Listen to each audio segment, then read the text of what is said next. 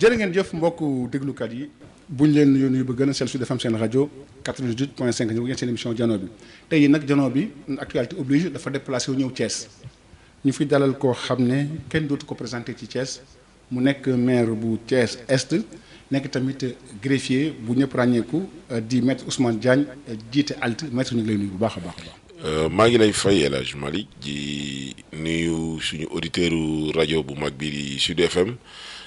di nuyu waa Thiès yëpp particulièrement suñu administré yi nekk ci commune bu Thiès Est di profité rek di ci feetu indépendance bi di nuyuwaale aussi suñu conseillers municipaux yi ak le bureau municipal de Thiès Est. alors maître gis nañ ne monsieur le maire maître sax lañ laay wax def nañ ko ci jàmm ak salaam bi ñu paree défilé bi njiitu réew mi yëkkati na ay kaddu noo jàngatee kaddu yi nga xam ne njiitu réew mi yëkkati na ko bi discours défilé bi jeexee ban impression nga ci am. jërëjëf d'abord damay commencer ci remercier très chaleureusement ci turu population commune bu Thiès Est en particulier mais en général ci turu population région bu Thiès bi yëpp ci cëral bi ñu président de la République son excellence Bassirou Diomaye Diakhar Faye cëral ba délocaliser la célébration de notre 66e anniversaire à la souveraineté internationale indi ko à Thiès. waaw loolu nag président bi mu ko defee dafa nekk rek ci dynamique gu territorialisation politique publique yi fexe ba ñi nekk ci gox-goxaan yi aussi di sentir seen bopp ci li nga xam état da koy def te souvent ñu koy gis au niveau central. président discours bi mu def bettuñu. parce que discours bi mu def c'est par rapport ak personnalité moom. président dafa nekk ci dynamique gu dajale sénégalais yi. boole sénégalais yi nekk au-dessus de la mêlée c'est-à-dire que sans distinction d'appartenance politique partisane ou de coalition. et je crois que loolu mooy njiitu président de la République. parce que bu ñu nee tu es le premier des Sénégalais chef suprême des armées président du conseil supérieur de la magistrature yow mënoo waroo beddi kenn. fépp fu Sénégal nekk. bu dee am na compétence pour jariñ réew mi rek président war na dem foofu. donc discours am ci sillage boobu la ko defee woote une unité nationale. dans un contexte boo xamante ni nag il faut le reconnaître. suñu réew mu ngi nekk ci situation économique financière boo xamante ni nii xaw na metti lool donc appel boobu. ils sont là pour régler la situation économique et financière loolu tax ñu fal leen. yow mi Thiès c'est pour trouver des problèmes. waaw xam nga ku mel ni man ku ñu fal moom da ngay ut solution. ku mel ni man damay jàpp ni man je suis bilan bu président mënti def. bilan bu gouvernement premier ministre Ousmane Sonko mënti def. man damay jàpp ni je suis comptable du bilan. bien sûr pour la bonne et simple raison que man maa nekkoon coordonnateur coalition ALT. dem jaay ko Thiessois yi jaay ko sénégalais yi. mais c'est un constat qui est là. c'est vrai que dañu fal nit ñi pour ñu wut ay solutions. ñu ngi ci solutions yi. mais teewul solutions yi nag bala ngay wut solution il faut xam nga un constat. le constat mooy li fi nekk ñu koy wax. maintenant nag les perspectives mooy ak la recherche de solution. kooku moom gis ngeen chaque jour fu ñu xalaat ni bu ñu fa demee solution am rek. suñu njiit yi ñu ngi fay jaar. donc ñun en tant que membre de la mouvance présidentielle même bale rek na ñun. ñun yéen ñan. waaw mouvance présidentielle ñu la mouvance présidentielle bien sûr mooy ñi nga xamante bi nii. ñoo àndoon fal Diomaye ñoo àndoon fal président Bassirou Diomaye Diakhar Faye. ànd ñu jàppale ba ñu teg gouvernement ak gouvernement boo xamante ni njiit gi mooy le premier ministre Ousmane Sonko. ci li ñu jaayoon Diomaye mooy Sonko moom mooy Diomaye. ñu ànd non loolu weesuwul man loolu. jàpp waaw dinañ ci del sax mais loolu moom maître moom loolu man jàpp mooy Diomaye nekkatul Sonko nekkatul Diomaye moom jàpp mooy loo xam nga ku nekk ak sa sa perception de la chose. comme ñun man je ne suis pas dans le secret des dieux. je ne lis pas dans la tête des gens. ci li ma mën a gis. mën ko dégg. parce que muy Ousmane muy président Bassirou Diomaye ñoom ku ci nekk ci ñoom ba ma leen gëjee gis yàggul. ba ma leen gëjee gi fan yee ñu génn gis naa premier ministre. gis naa président de la République amul ci kenn koo xamante ci li ma toog ak ñoom waxtaan sant naa ni am na lenn loo xamante ni dafa dox ci seen biir. donc ci loolu laa nekk. ba keroog ñuy gis leneen. alors lan la retombé Thiès retombé lan la pour par rapport à organisation cadre lu ci Thiès am comme retombé. bon à vrai dire c'est pas la première fois que ñu délocaliser fête de l'indépendance à Thiès. defoon nañ ko 79 def ko 2004. mais 2004 bu ñu antu. waaw 2004 dafa tombé woon nag. parce que man ci mouvement citoyen lañ ma falee ci sama mandat bi. mais des années plus tôt def naa politique. man PDS la politique yi samay woy sama baay fa la nekkoon di politique. man ci peggu Idrissa fa la nekkoon man Idrissa mën naa ni moo nekkoon sama mentor politique. Idrissa Seck. donc 2000 ba 2004. 2004 ñu ngi fa woon xam nañ lu xew xam nañ xel li nga xamante bi nii moom moo xewoon ci bon parce que jamono jooju man maa nekkoon président coordination des étudiants thiessois. On était au cœur de l'organisation. Mais bi ñu demee ba ci fin bi ay jafe-jafe politique yu ñu amoon moom moo jaxase carte gi ba aspect bi nga xamante ni mooy aspect défilé bi rek lañ délocalisé woon Dakar. Mais aspect investissement yi c'est un programme spécial. Parce que Idrissa ci xarañteefam daf doon théoriser li ñuy wax les grappes de convergence. mooy maanaam dañuy jël at mu nekk ministère yëpp ku ci nekk say programme yi nga am pour investir ko bu dee Louga la ministère des infrastructures ministère de la culture ministère des sports ku ci nekk say programme yëpp nga xëppandoo ko ci même année bi ce qui fait que bu ñu ko defandoo yooyu dafay visible loolu la théoriser woon indi ko Thiès malheureusement après seytaane dugg ci moom ak góor gi en son temps ñu am ay jafe-jafe ba loolu eggul chantier yooyu ba léegi sax am na ci yoo xamante ni àggagul donc loolu lañ doon njort ni bu président bi Bassirou Diomaye Faye délocaliser fête bi à Thiès non seulement dinañ sumb loolu eggul woon lu ñu ko eggalee mais aussi ñu sumb ay chantier yu bees malheureusement nag délai bi ko président annoncé ak bi ñu defee fête bi dafa jigéen a jigéen goo xam ni tali sax gis ngeen ni defaruñ ko parce que te loolu mooy principale préoccupation bu Thiessois yi maanaam am ay tali yoo xamante ni oto yi dinañ fa jaar mais tam am au delà ça état maître mu gis nañ tamit am na li nga xam ne moom moo nekk benn engouement boo xam ne am na engouement bu mag a mag boo xam ne am na autour de cette fête d'indépendance parce que boo xoolee depuis jeudi ñun ñu ngi fii gis nañ nit ñi mobilisation bi nga xam ne def nañ ko autour de cette fête de l'indépendance. xam nga li indi loolu mooy xam nga ku xam Thiès président mu ngi koy wax sànq ci discours am bi défilé bi jeexee. xam ni Thiès dafa nekk une ville de refus. Une ville de patriotes, une ville de combattants, une ville où les gens aiment les défis. Ba pare yàlla dimbali ñu depuis 2022 Thiès dafa am ay des jeunes maires. yoo xamante bi nii ñu boole ñu fal noonu leen ci même coalition mais mu am une sorte de concurrence saine bu ñu instauré maire bu ci nekk jàpp nga ni yow sa commune moo war a gën a rafet moo war a gën a am engagement moo tax fête bi benn maire buggul woon sa beneen moroom raw la ñu def ko nag sous la houlette du maire Babacar Diop mais surtout du gouverneur de région Sayer Ndaw que je félicite au passage mais surtout le colonel commandant de zone parce que tey fête bi bu réussir président de la République wax na ko félicité na ko le colonel commandant de la zone militaire numéro 7 le colonel Omar Faye joué na ci lu bëri ci démarche am une démarche inclusive boole ci ñëpp ba kañ maire yëpp ba ku ci nekk loo mën ak loo mënul def nga ko ku xool tey tenue yi élèves yi sol doon défilé taaru gi mu taaru ak tenue yi qualité bi mu am nga xam ni maire yi impliqué wu nañ bu baax a baax ci défilé 4 avril mais yow gis nañ ne avant loolu am yëkkati nga ay kàddu wax ne pratiquement vous dénonciez cette démarche unilatérale du maire Babacar Diop xanaa après tout est rentré dans l'ordre bu ñu Diomaye comment le différend a été réglé entre vous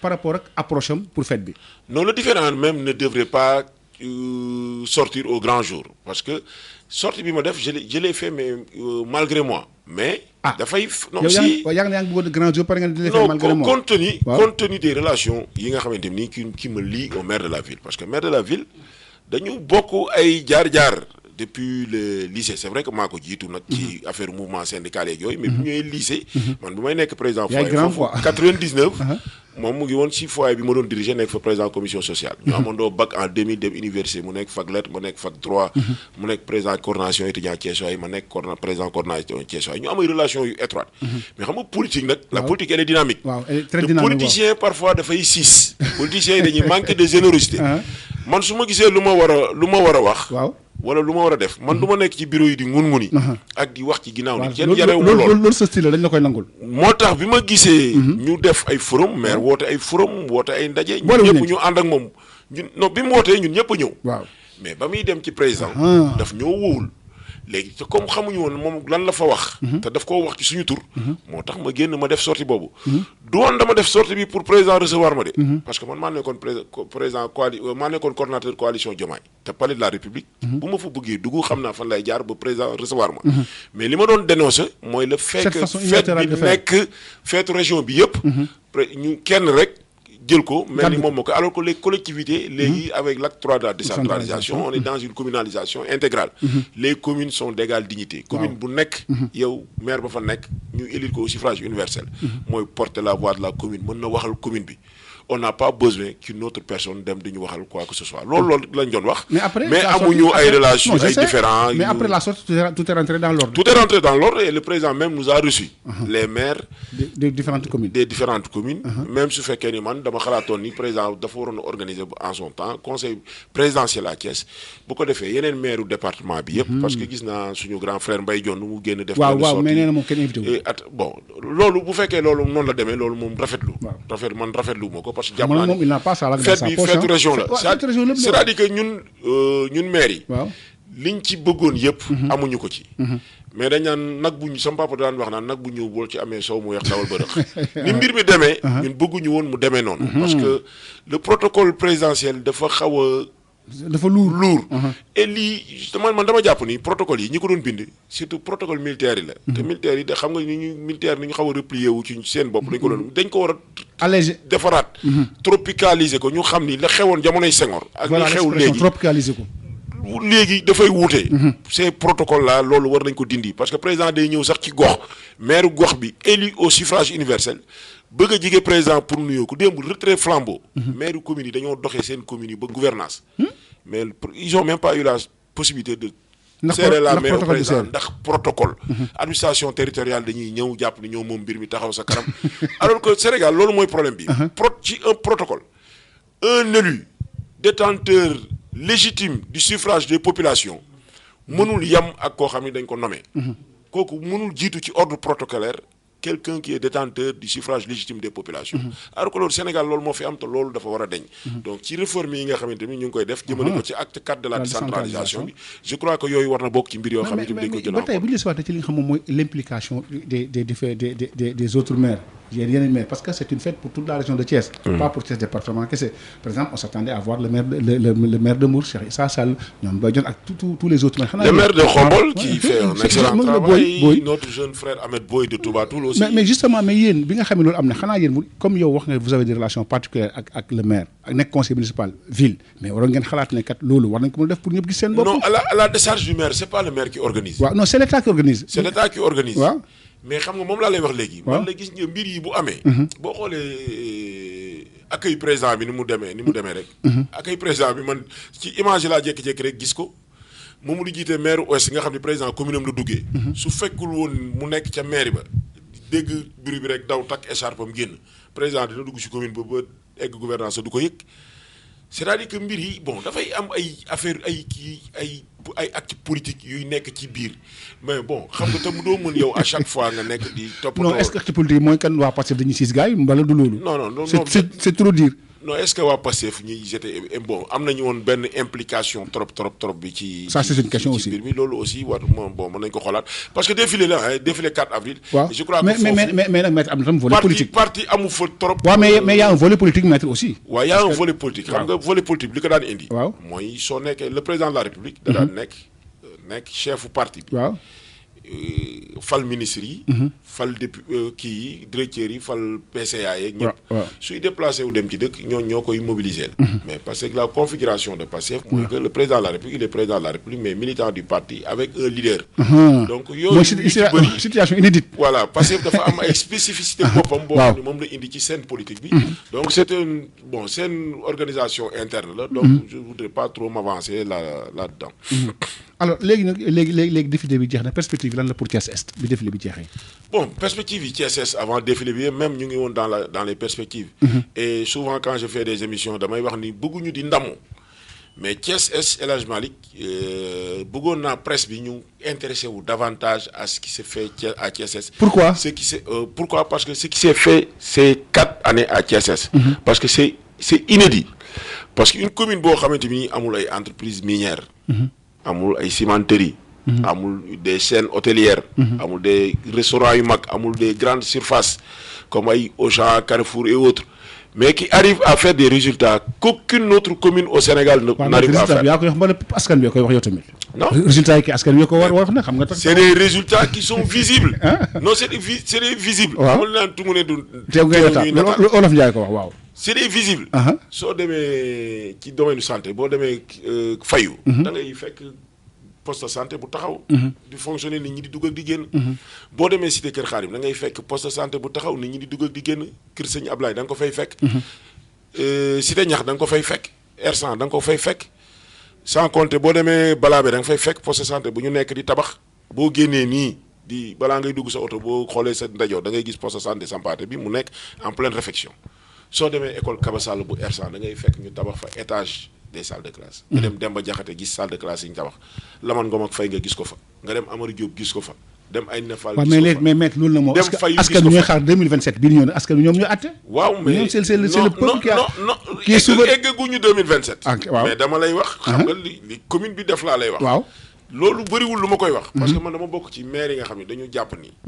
c'est ça le job d'un maire.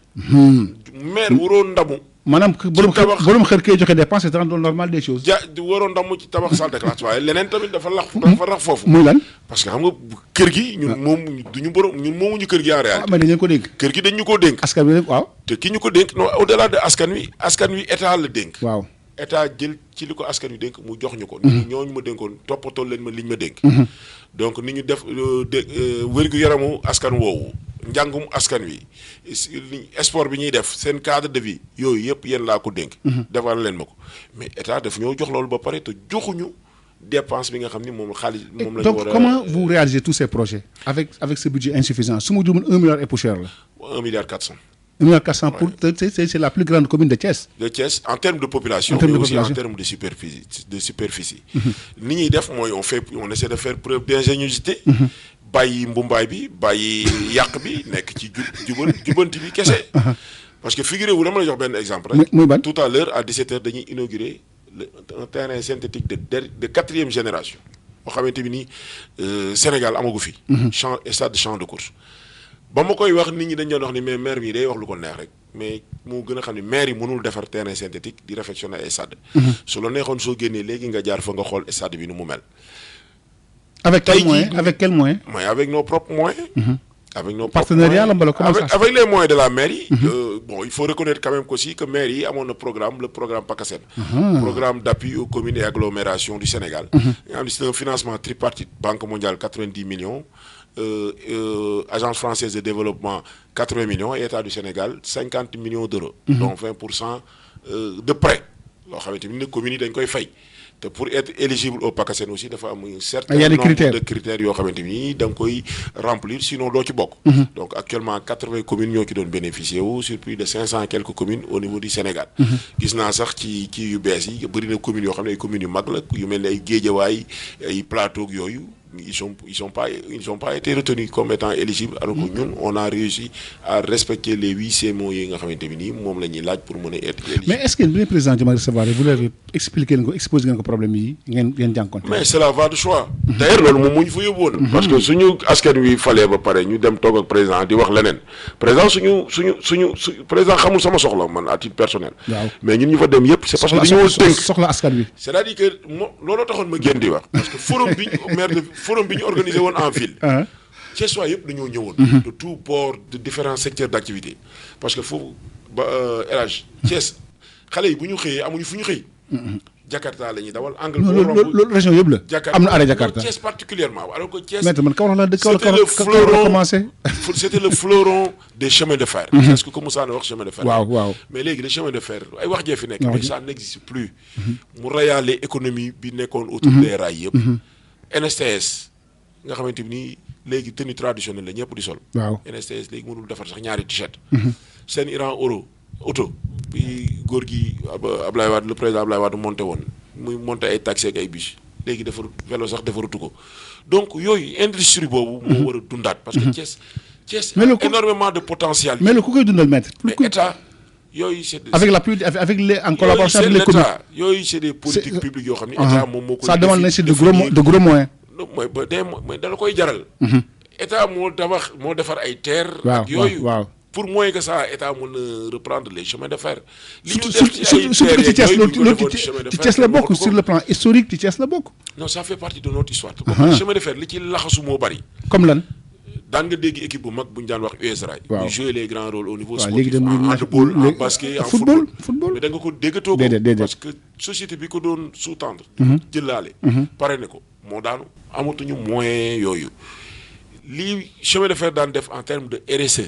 mën ko jàppale écoles yi. CM yi boo demee Balabé ci école primaire ak CM yi gën a bon ci Sénégal ci la bokk parce que société bi moo toll daanu société bi moo tax toll état deful réellement. lu mu war a def pour mu jugaat et ci loolu bokk na ci li nga xamante ni plaidoyer bu ñu porté au président. Et quelle a été la réponse du chef de l'État? Mais il a dit qu'il est tout aussi conscient que nous de la situation. Mais li ma doon wax sànq loolu bokk na ci raison yi mu invoqué mooy la situation économique un peu difficile que traverse le Sénégal. di fàttali suñu gan tey mooy maître Ousmane Diagne mi nga xam ne nag moom moo jiite ALT di ànd liggéey Thiès nekk tamit maire bu Thiès Est alors maître ñu ngi wax ci ci Thiès Est alors gis nañ nag élection locale yi li ci des parati moom matatu at. même su fekkee sax waxaguñ décret bi kañ la doon est-ce que yow yaa ngi préparé pour élection locale yi naka nga koy waajalee locale yi ñu dëgmal si. oui El Hadj Malick li nga waxoon nii léegi rek la ñun dañuy jëf. li ci des population yi apprécier. waaw mais xanaa nag waa da nga dem campagne yi sax sol nag seeti gars yi sax pour jënti ko ñu jàppale la pour. Thiessois yi xam nañ ñu. xam suñuy jaar-jaar ñun 2022 boolewuñu ak politique à Thiès ñun depuis toujours. waaw man bu may am juróom-ñaari at. dugg école rek lañ ma seppi ci samay morom ni ma yaa responsable classe bi noonu naa nekkee commencé nekk au service de la communauté ba ni may amee bac. musuma nekk ci classe teewul nag je faisais partie des meilleurs élèves mais teewul maa daan porter toujours les revendications des autres yàlla moo ñu nattee loolu. ba Sudjust. ba Sudjust université lycée Malick Sy. université Sudjust et tout j'ai été le premier secrétaire général du Sudjust à avoir fait 2 mandats. ndax ay résultats. suñu borom moo ñu ko cërale suturaal ñu ci loolu que fu ñu jaar lu ñu dénk rek ñu bàyyi fa ay. mais xam nga y a une nouvelle donne xam nga boobu su ma juum nga juum y avait cette coalition Yewwi Askan Wi. sous la houlette du président Ousmane Sonko. mais léegi parce que ils ont des ambitions pour récupérer toutes les communes est-ce que yéen a bàyyi xel ci loolu. waaw mais xam nga la politique. c'est ce que je disais tout à l'heure la politique elle est dynamique. waaw Pastef ils ont toujours été nos alliés. man. coordonnateur départemental bu Pastef. bi ñuy dem Yewwi bi may nekk candidat. moom moo proposé sama candidature moom la waa Pastef waxoon ni ko mu nekk candidat. moom kan noonu. coordonnateur départemental bu Pastef suñu frère Adama Diawara. bi 18 membres coalition parti ak mouvement yi composé woon coalition bi yëpp ñëwee toog. mu ni moom lañ désigné. mais fi ñu jëm parce que jamono yooyu nag tamit il faut reconnaître que affaire yi métti na woon leerul woon dara leerul woon. ku sa ñu jàpp la fi ñu jëm moom jàpp na ni. man su ma nekkee candidat. ci li ñu am ci lay gën a yomb. et defe naa pourquoi. ndax xëy na moom yàllaa ko dimbali mu laabiir. ba pare di reconnaître mérite nit ñi. man Thiès dama koy wax a Thiès 5 Thiessois yi ma dajanteel pour bu ma neexoon ma ni 5 Thiessois yëpp dama leen di xam ñu xam ma mais dama naan 4 yi xam nañ ma xam naa leen. ndax suñuy jaar-jaar ci mouvement syndical bi mouvement politique bi mouvement sportif bi. taxawaay boo xamante ni dañ ko am Thiès te lambatuwuñu. Thiès dañ fi am ay jaar-jaar juddoo fi. yaroo fi màgge fi ba pare am fi taxawaay bi c'est-à-dire que nekk des Thiessois am fi taxawaay bi te loolu moo indi suñu dugg sax ci politique parce que dugguñu ci politique pour avoir une promotion personnelle. moi je suis entré en politique parce que nous sommes des enfants des quartiers populaires nekk de jeunes cadres. nit ñi di ñëw di la dis ay soxla. ñu jàpp ni soxla yooyu ñu nit ñi di gis mënuñu ko régler suñuy poche. fi ñu ko mën a régler mooy ñu fexe ba accéder. aux stations de décision là où on décide des choses ñu redéfinir les politiques publiques orienter priorités yi et c'est ce qu'on a fait en 4 ans dañuy jël xaalis di jox nit ñi mais amul bilan bi mën nañ ko def quartier par quartier domaine de compétence par domaine de compétence amul dara lu ñu bàyyi et je crois que au moment venu les Thiessois pourront apprécier de waaw mais xam nga y a une nouvelle donne maître boobu c'était dans l'opposition c'était difficile léegi ñoom ils sont au pouvoir avec des velléités de récupérer toutes les communes ndax yaa ngi bàyyi xel ci loolu. non ñu ngi bàyyi xel bu baax ci lépp. parce que nee naa politique la politique elle est dynamique. xam nga ñun defuñu. ñun biñ duggee ci politique yàgg na. Pastef mooy nekk principal parti bi doon porter coalition bi nga xamante ni moom moo ñu fal. waaw mais j'adjoins la majeure partie waaye Pastef lañ nekk j'ai d'excellentes relations. avec les dirigeants de Pastef déggoo ma lay wax léegi ni la jamono yi fan yii passé rek dem naa nemmeeku. leader de Pastef le premier ministre Ousmane Sonko. ñu waxtaan mais politique dafa dynamique on sait mënuñu xam li xew suba xam nga bu ñu demee ba jafe-jafe ñu naan Diomaye le président Diomaye ak le président Ousmane Sonko dañu am jafe-jafe. nga xam ni kon politique c'est la politique elle est dynamique ça bouge. mais ñun nekk maire on n'en fait pas une finalité c'est pas une fin en soi pour nous. du loo xamante ni buñ ko nekkul dañuy mbëkk miir yi wala di rey suñu bopp dénk nañ ñu def. te jàpp nawuñu li ñu def de. mais jàpp nañ ni am na lu ñu def. waaw te bu ñu joxaatee ñu eggale li nga xamante ni moom la ñu tàmbale. élection yi quels que puissent être les formats. buy am incha allah surtout format yi maître. quel que puisse être le format. quel que puisse être la nature des coalitions.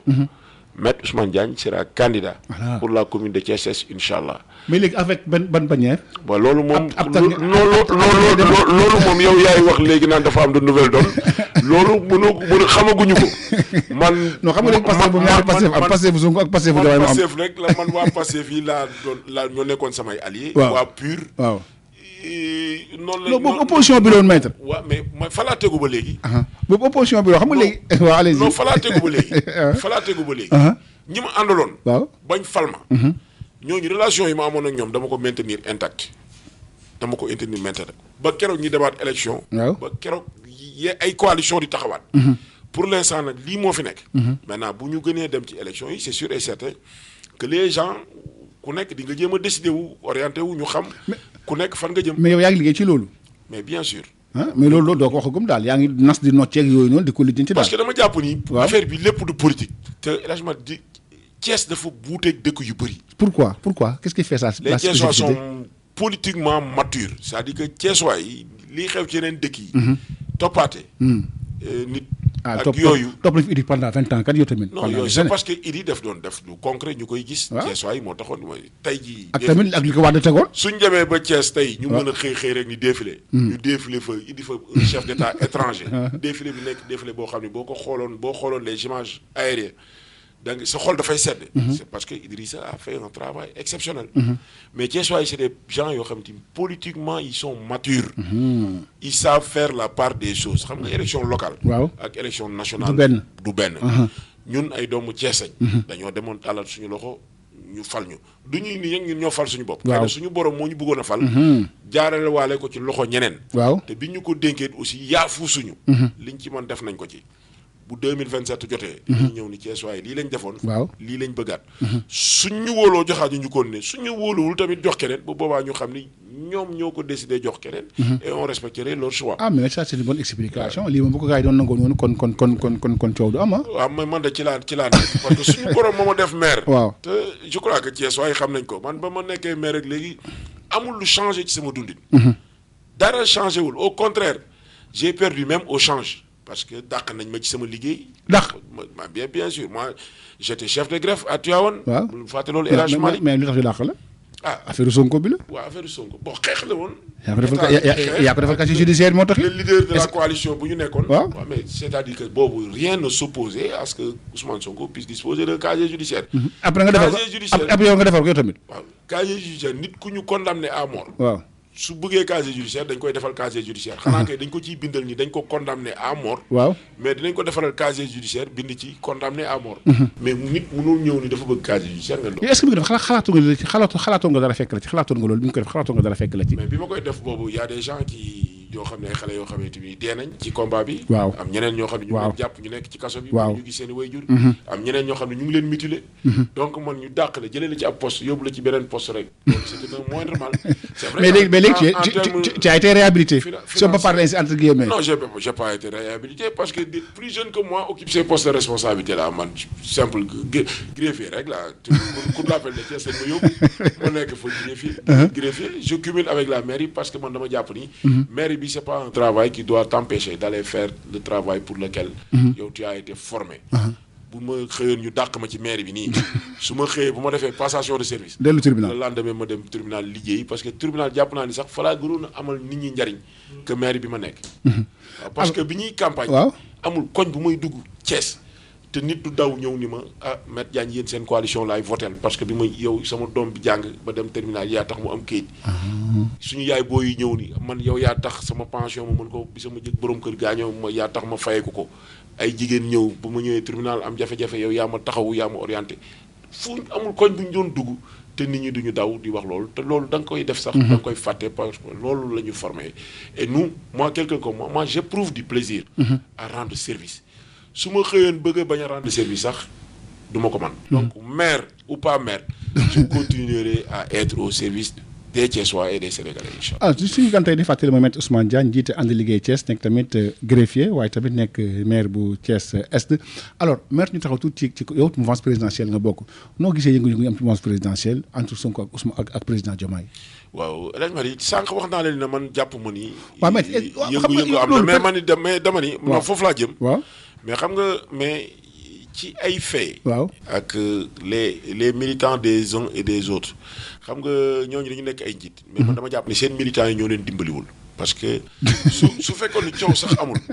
mais ñoom ñooy gën a entretenir coow loolu. ak président Sonko mi ak par rapport à son style. ak xam nga le premier ministre loolu moom c'est son style. waaw c'est son style man ni ma amee style. ni taxaw naan lii taxul la. moom style bi ñu koy reproché man parfois dañoo koy reproché à Thiès ni man. parfois je suis trop direct je ne calcule pas. mais je crois que loolu bu demoon ba nekk une vérité. waaw actée. ce serait une extrême grande déception pour nous autres. Parce que booy xool situation dëkk bi dañ naan la situation financière du pays est assez compliquée. mais bu ñu ko négliger. parce que loolu dafay influencer l'extérieur les bailleurs de fonds parce que un pays bu ñu sentir les bailleurs que ni y a un bicéphalisme au sommet. xamuñu kan mooy décider. ça peut avoir des répercussions sur ñoom seen comportement vis-à-vis par rapport aux garanties sur les investissements qu'ils pourraient éventuellement faire demain. moo tax ñun li ñuy ñaan yàlla mooy que président Ousmane Sonko que le président de la République Bassirou Diomaye Diakhar Faye dara bañ a dugg seen diggante pour que ñu mën a liggéey Sénégal. yow foo bokk nga bokk mbala Diomaye président. non man bokk man déggoo man la bi ñuy commencé man maa nekk coordonnateur u Diomaye président ba leneen di ba léegi yaa ngi coordonnateur Diomaye président. ah man de man lañ ko faloon parce que Sonko nee na jeex na. non loolu du bon en fait loolu du Ousmane Sonko moo koy décidé. moom moo tànnoon Diomaye bi. waaw président Ousmane Sonko moo tànnoon Diomaye. waaw joxoñ ñu ko. waaw ñu ànd ak moom ci liggéey boobu à Thiès. waaw mais ba keroog ñuy toogaat. parti politique yi fa nekkoon ak mouvement yi di suudur nañ loolu nga xamante moom lañ tegoon. xeex ci def ci suñu alal def ci suñu énergie mobiliser ci suñuy famille ay ndog-ndog dal ñu ci. ba keroog ñuy toog ni dañ ko dissoudre. ñun dañuy jàpp ni ci foofu. xam nga li leen opposé sax bokk na ci lu jëm ci approche par rapport ak certaines décisions notamment réduction des comptes yow ci yoon nga yëngatu. alors noo gis seen approche par rapport à la réduction des comptes noo ko gisee dans l'approche. bon xam nga la réduction des comptes loolu régime bu ñëw rek. waaw à sa manière. waaw mais bii dafa yéex. jëm na ko suñ paasu. non mais xam nga des fois dañuy wax naan le temps de la justice n'est pas le temps des hommes. ah Ousmane mais la justice gars yi nekk elle est rendue au nom des hommes xam nga loolu tam yaa ngi wax ne attends nga baal ma yaa ngi wax léegi dañ ko war a tropicaliser am na discours yoo xam ne waratul méngoo ak jamono léegi le temps de la justice n'est pas le temps des hommes loolu maître tamit yow yéen nekk yi ci wàllu yoon. élagement lañ ñaata nit. waaw lañ fi désigné joxoñ leen baaraam ni sàcc nañ alalu askan wi. waaw ñu taxañe leen rapidement. jàpp leen yóbbu leen. après ñu bàyyi leen. entre enquête préliminaire. waaw déferment au parquet. waaw mandat de présentation devant un juge d'instruction. mandat de dépôt. après fu ñuy mujj. audition au fond. avocat yi def demande de liberté provisoire le juge d'instruction obligé de les laisser partir parce que du am aucun élément. donc les choses se font dans la précipitation pour yow les choses se font dans la précipitation. parce que su fekkee defuñu ko dans la précipitation. waaw ñu def une enquête de police. bu approfondie. am suffisamment de preuves. kooku suñ ko déféré devant le procureur mu yóbbu ko dans un cabinet d'instruction mais juge bi c'est facile juge bi boobu moytul sax enquête préliminaire bi rek lay reprendre parce que day am suffisamment de preuves mais à chaque fois ngay gis ñu yóbbu ay cabinet d'instruction c'est parce que day leen lii preuve yi amul mën na am sax nit ki def na. mais ñu yàkkamti tax moom mu am possibilité parce que avocat sénégalais yi dañoo xarañ. bu ñu gisee ay vices de forme wala ñu gis yenn poroxndol yi. dañ ciy jaar daal di génn donc mbir yi. nit dëkk tubaab yi sax loolu moo fa xew. la présomption d'innocence la ñuy wax amul présomption de culpabilité amul. d'innocence la ñuy wax. ñu xool Ousmane Diagne rek ñu non Ousmane Diagne mi sàcc la. ñu jàpp ko non jusqu'à ce qu'un tribunal. me déclare coupable. moi je suis présumé être innocent. waaw donc bu ñu paraxee mbir yi. nañu bàyyi loolu. bàyyi gaaw a tuumaal doomu aadama. nga baal ma sax par exemple l'ancien de la justice c'était ça son discours maître Ousmane Diagne benn bu Thiès c'était ça son discours. que xam nga affaire bi nañ ko def avec de façon minutieuse. xam nga Ousmane. waaw. au Sénégal on ne peut pas avoir un meilleur ministre de la justice que Ousmane Diagne. quelqu'un qui par rapport à son parcours. quelqu'un boo xamante ni le code pénal. ni mu mel ci moom ni Kamil mel ci imam le code pénal mel ci moom qui kon maîtrise les dispositions du code pénal du code de procédure pénale xam procédure yi. donc kooku lu mu mënul ak parcours bi mu am ak expérience bi mu mën man jàpp naa ni xam nga kooku du ministre de la justice boo xam ne day ñëw réunion de coordination ñu koy bindal di ko wax terminal yenn termes juridiques wala muy àbb lexique des termes juridiques pour mun a xam ba yenn mbir yi parce que c'est son quotidien c'est son quotidien c'est son vécu donc kooku lu mu mënul régler moi je crois que keneen du ko mën a régler et bon apparemment léegi nag dinañ commencer comprendre ni justice moom mooy doxee noonu. mais pourquoi mu bëgg yaa ngi wax léegi dañu war a tropicaliser protocole bi pourquoi justice tamit mënul méngale ni méngoog jamono parce que liberté elle est sacrée je parle sous votre contrôle c'est-à-dire justice war a dox ba méngoo on te dit le temps de la justice n'est pas le temps des hommes mais la justice elle est rendue au nom du peuple. waaw mais absolument. oui donc boobu am nañ droit mais justice ils se sont organisés ba nga xam ne kenn du leen laal gars yi dañu leen di mooy daal kenn personne ne parle kenn ñoom daal. corps boo xam ne mu ngi ñëw. xanaa Sonko rek kay wax si ñoom. non je ne pense. ko wax si ñoom boo xëyee doo faral non je ne pense pas que mu demee noonu. mais c'est que xam nga souvent les dossiers politiques. waaw moom la gars yi di médiatiser. mais li justice di rendre ci ay décisions par jour. kenn xamul nu muy toll ay décisions yoo xam ne décisions juste yoo xam ne sax ki ñu àtte moom daan ko day xam ni moom li ñu ko daanee loolu dëgg la.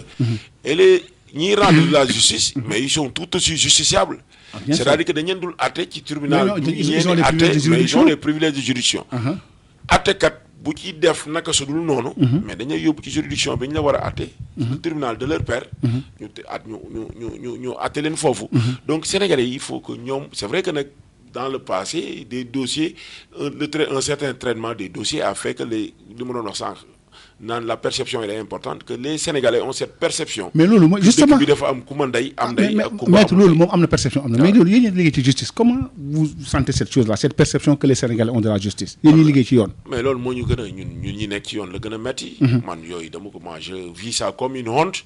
parfois élagement di man du ma la nëbb mais am na fi jamono yoo xamante ni da ngay garer sa oto sa buntu kër mais tu as comme l'impression que sa voisin dañ lay épier boo bokkee justice.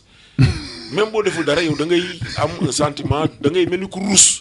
parce que ngay jàpp ni ñeneen ñi te loolu c'est dafa flagrant woon. dafa flagrant woon. dans des dossiers parce que ñu doon doxee la maître. waaw mais yooyu ça ne concerne loolu booy xool li nombre de magistrats bi nekk Sénégal. waaw loolu doo ci woon dégg turu plus de 10 magistrats. c'était un groupuscule de personnes. clairement identifié waaw mais jàpp lu ma 2000 personnes tam c'était trop. mais clairement identifié. oui xam nga loolu nag lu ban jàngat lañ ci waroon a def. ban jàngat. bi changement de régime bi amee. ñooñu waroon nañ leen topp. ah bon. man damaa jàpp ni ñooñu waroon nañ leen a topp. parce que même s'ils faisaient leur boulot. non mais c'est pas ça faire leur boulot xam nga mën nga def y a l'inspection générale de l'administration de la justice. bi nga xamante ni day càmbar. àttekat bi ni muy defee liggéeyam. am na dossier noo koy xoolee rek nga xam ni lii yaa anguille sous roche. am na loo xamante ni moom moo ci nekk parce que justice du ñëpp. Sénégal li fi nekk ci ay magistrats intègres kenn xamul nu mu toll. soo def pareil l'actuel directeur du centre de formation judiciaire Téliko. li tax muy alternance amee ñu yëpp foofu Téliko son intégrité ñëpp dañ koy wax. bien sûr mel ni ay Aliou Ndiokhour Diouf. le président Aliou Niane bi ñu nekkoon UMS. mais il y a énormément de juges yoo xamante ni c'est des juges d'une intégrité sans commune mesure. am na ci nag par contre ñoo xamante ni tamit ni mu amee ci yeneen corps yëpp ci corps greffier yi. ñu corps am na fa. am ci feneen ak feneen mais bëri na juge yoo xam tamit boo da ngay xool nga xam ne li paa bi doon wax naan mbir mi am na secret. mais dañuy tappale. te loolu dafa doon fës ba ñëpp gis ko. moo tax yooyu su amee su beneen régime ñëwee war nañu taxaw ñu sanctionner. mais pour que ëllëg keneen du ko. mais y avait ces assises de la justice yi nga xam ne amoon na maître bu Diomaye bi mu ñuy toog parce que ñoom tax nga Pastef a été victime de cette situation là muy moom muy président Ousmane Sonko muy ñoom Birame Souleye ñoom ñëpp ku ci nekk am nga jëflante ak yoon par rapport ak des délits d'opinion mais su fekkee c'est discutable c'est-à-dire ñoom bi ñu ñëwee li ñu jaay askan moom mooy ils vont redorer le blason de la justice ils ont parlé de l'assise de la justice mais jusqu'à présent yëf yi mu culturel toog pousuñu paasuñu. non loolu texte yi ngeen changé. code yi waaw parce que délit d'opinion yooyu ñuy wax. am na ci yoo xamante ni soo ko waxee. dañuy jàpp. c'est-à-dire que il faudrait que ñun tamit. ñu xam lan lañ bëgg. parce que man des fois ma gis nit des politiques comme nous mu yëkkati yenn kàddu yi teg ko ci président de la République le premier des Sénégalais par exemple jamono yee passé. chaque jour ku mel ni Serigne Bara Ndiaye xawma le député là chaque jour que Dieu fait mu génn def benn sortie mais presque saaga président de la République mais loolu ñun bu ñu defuloon politique mais loolu du yoon. Alaaji Malick président de la république dañ ko war a wormal. premier ministre dañ ko war a wormal. président de l'Assemblée nationale dañ ko war a wormal. c'est les institutions. ils sont investis de l'autorité publique. man mii rek nga xam ni maire la. code bi daf ma protéger ci domaine boobu code bi mayu la. code bi mayu la nga am yenn comportement vis-à-vis de man mii rek nekk maire parce que je suis investi de l'autorité publique. mais parfois nga génn fii koo xamante ni xëy na daf la mere xamuloo fu mu la meree xamoo ko sax mais mu yàq la loo xamante ni soo ko toppee après fi ñuy mujjee mooy dañ ko jaay doole. fekk jaayuñu ko doole. moom moo wàcc yoon. donc suñu yenn yi je crois que mën nañ ko tolérer. mais am na ci yoo xam ni même les pays les plus démocratiques au monde. soo ko fa defee dañ lay jàpp. mais tu reviens à un sujet intéressant mooy le débat public. bi nga xam ne moom le débat public est très bas amatul cette proposition xastante tontonte rek mu am ci débat public bi. ça c'est vous les politiciens vous êtes interpellés. waaw ça aussi par rapport à ce débat public. ça aussi c'est une remarque mais xam nga loolu parfois lu koy indi. mooy ñiy def politique c'est-à-dire que dañuy jàpp la politique. des fois ma dégg le chroniqueur là bu nekk i rajo Ibi Fall mu koy wax. ci loolu rek laa d'accord ak moom grand boobu des fois mu wax du bëri du ma d'accord ak moom mais parfois mu wax loo xamante ni tamit xam-xam. dama koy dégg muy wax naan la politique est une affaire d'élite. c'est-à-dire que mënuloo ñëw di wax ci débat public nekk politique di wax ci débat public bi bëgg ñu jox la ay ndombal tànk pour ngay décider des politiques publiques te amuloo une certaine formation. vraiment loolu mënul nekk. vraiment mënul nekk. et ça remet encore la question de la manière dont on élit nos élus. comme député comme maire parce que des fois nga gis un maire boo xam ne jàngul école. waaw ñu war la jox courrier comme courrier bi ma teg sama table yow nan nga koy régler des députés yu nekk assemblée jàngul école bu ñu indee un texte de loi. comment tu peux apprécier le texte de loi pour mën ko voter. parce que dañu récompenser politiquement parce que jafe loolu ci la donc ba pare tamit beneen affaire da cee nekk mooy certains intellectuels certains supposés intellectuels. ñenn ñu jaañ bu nanguwu ñu def politique parce que dañu politique boo ko defee dañuy saaga. non dañoo ragal ils ont peur dañoo ragal. mais c'est que loolu moo dul yoon. loolu moo dul yoon nit ki da ngay takk sa fit. Sénégal ñun ñëpp ñoo ko bokk. te politique pour man la vocation d'un politique c'est tout simplement d'impacter sur le vécu des citoyens. c'est tout. par exemple la mairie là. su fekkee ni mairie dañ la ko jox te nekkul pour yow le maire un instrument pour nga mën a améliorer les conditions d'existence des populations t'as pas besoin d'être maire. donc loolu je crois que ku nekk mën na ko def surtout nag koo xamante ni yàlla may na la nga am xam-xam dans un domaine déterminé. booy xool maire yi gën a def résultat ci Sénégal mooy maire yi am xam-xam yi wuuteeg ñun. boo demee yenn communes yu mel ne ay communes Sandiara ak. nga demee Xombol ak ay yeneen da nga fi fekk maire yoo xam ne Touba Toul. gars yi ngay Ngoundiane da ngay gis ni ñii ay maire la ñoo xamante ni nii bon yàlla may na leen tuuti xam-xam facilement dañuy mën a développer seen communes yi. su fekkee si tey moom mooy maître Ousmane Diagne nekk maire bu Thiès Est jiite tamit ALT ñu taxaw tuuti ci ALT maître alors mouvement citoyen bi xaar nga ko ñu voir ko en parti politique comment il fonctionne. mooy élagement booy seetlu àdduna bi léegi. la tendance nekkatu sax vers les partis politiques parce que y a un désamour. entre partis politiques yi ak population yi. donc booy xool souvent ñi ñuy fal que ça soit le président Macron en France booy xool ci dafa mel ni dafa génn ci genre ci mouvement la génnee. même le président Trump il est allé sous le drapeau des républicains. mais booy xool ci mouvement bu nekkoon ci biir parti républicain bi une tendance foofu la fële. donc man parti politique ou mouvement ce qui est important. C'est d'être visible. ce qui est important c'est que le discours bi ñuy porter population yi mën ci adhérer. am nañ ambition nag. d'ici les élections inchallah rabi le mouvement. dañ ko bëgg a gën a yaatal ko ba mu nekk un mouvement bu xam ne loolu liggéey la laaj. non li tax muy yomb. nga baal ma waaw allez li tax muy yomb mooy dafa am ñeneen ñoo xamante ni ñu nekk ci yeneen i gox-goxaan. waaw yoo xamante ni dañu nekk ci lu mel ni ñun lu ñu nekk. donc defoon liggéey boo xamante ni un travail de fourmi ba pare. donc ce qui fera que ni loolu lépp rek la ñu bëgg a boole incha allah rabi tabax ko mu nekk benn mbir xam nga dafa serré parce que y a ce contexte cette nouvelle donne. ak l'arrivée de Pastef au pouvoir ak tamit ses velléités moo tax ma lay wax ne pratiquement comme ni nga waxee léegi ça demande de nouvelles approches de nouvelles touches mais également benn ingéniosité bu am solo pour mun a étendre ce parti là par rapport ak li nga xam ne xew na fi ak li leen topp ci ay nit. waaw xam nga sëñ Abdoulaye danaan wax bu am solo sëñ Abdoulaye danaan wax ne boo nee tekk rek tekk war na yoon. waaw. là je suis d'accord.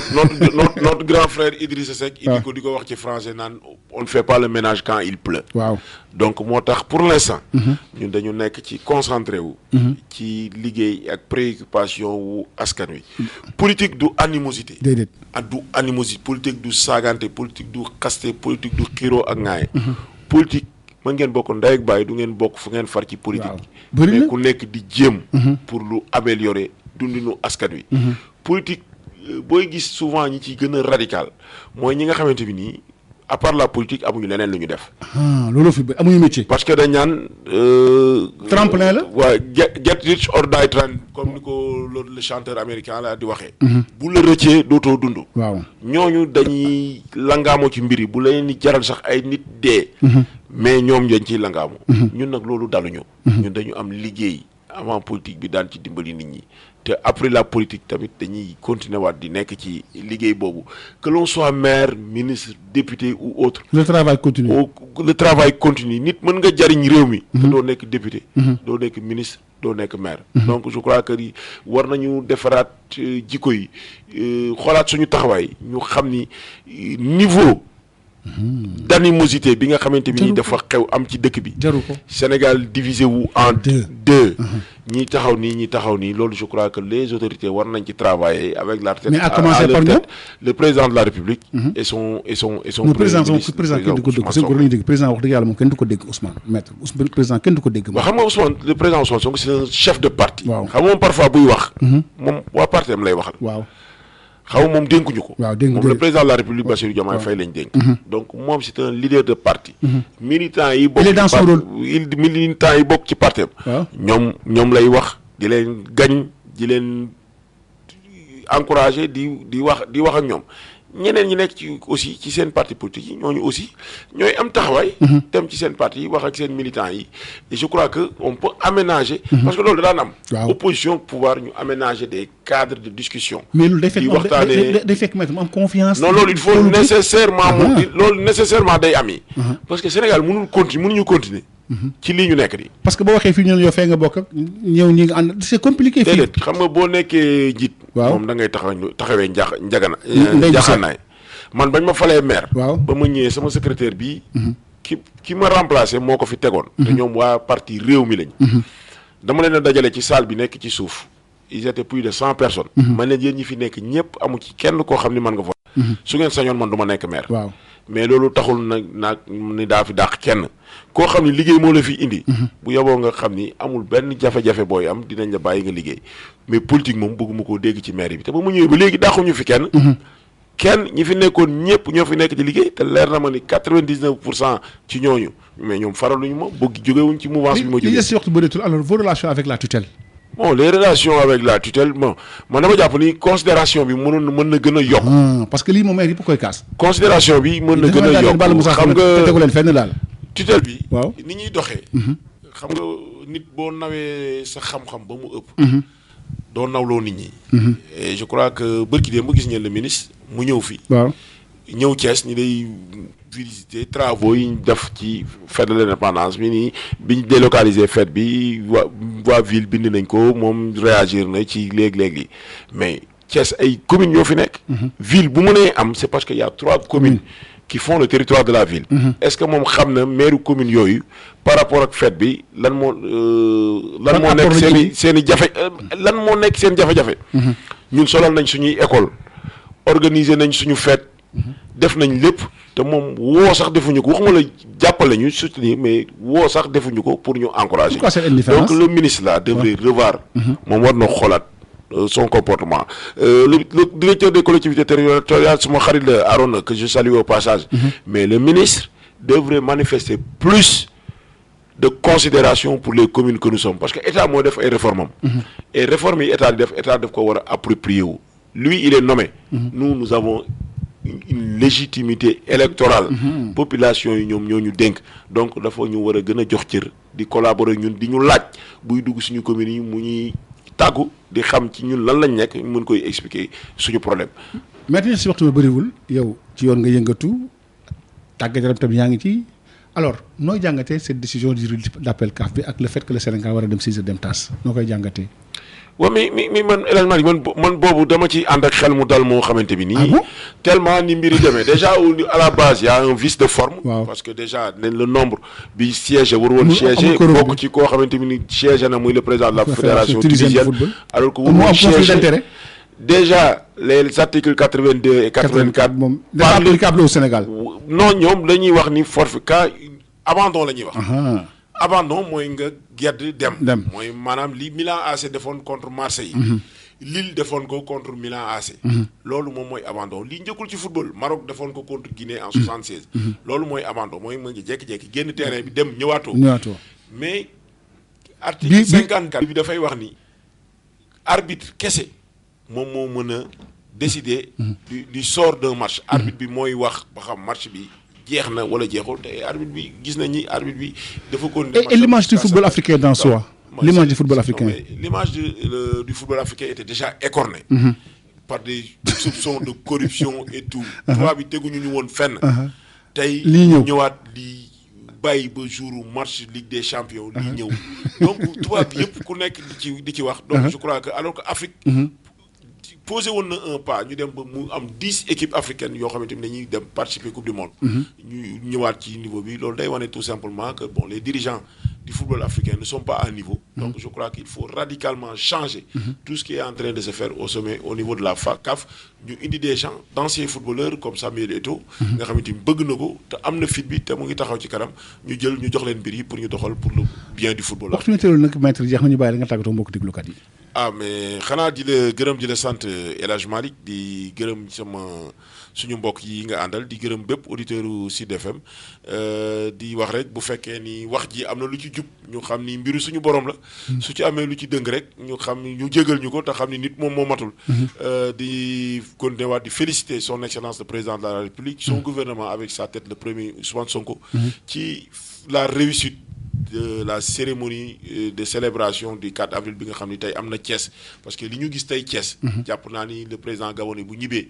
dina ko copier parce que lii ba Sénégal de Sénégal ba tey ñu ngi soog a gis défilé bu rafete nii défilé bu mel nii ñu ngi gërëm ñëpp di sant ñëpp di féliciter sama autres collègues maires le maire de la ville le maire de Thiès Ouest de Thiès Nord le gouverneur le commandant de légion ci taxawaay bi nga xam ni am nañ ko di gërëm aussi les directeurs les chefs d'établissement les directeurs d'école les principaux de SEM les proviseurs de lycée ñoom ñëpp ci taxawaay bi bàjjenu gox délégué de quartier relais communautaire ñëpp jàpp association l'inconnu la personne anonyme thiessoise ñëpp ñi nga xam ni depuis le début ñu ngi jàpp ci fête bi par des publications Facebook WhatsApp par des statuts ba fête bi mel nii parce que à la fin c'est Thiès qui gagne visibilité bi Thiès am ces derniers jours-ci je crois que gëj na am ci àdduna dëkk boo xam ne am na visibilité boobu ñu ngi gërëm ñëpp di sant ñëpp. donc di fàttali ci gan nekkoon maître Ousmane Diagne nekk ki jiite ALT ànd liggéey Thiès waaye tamit nekk maire bu Thiès Est ñu ngi ko sant ko gërëm bu baax a baax di gërëm tam El Hadji Alioune Badara Sos bi nekkoon ci wàllu xarala gi émission bi dañ ko tegaat nag suba lundi après le journal de 22h rendez-vous dimanche prochain ci beneen émission bi Jano bi jàngeen jëf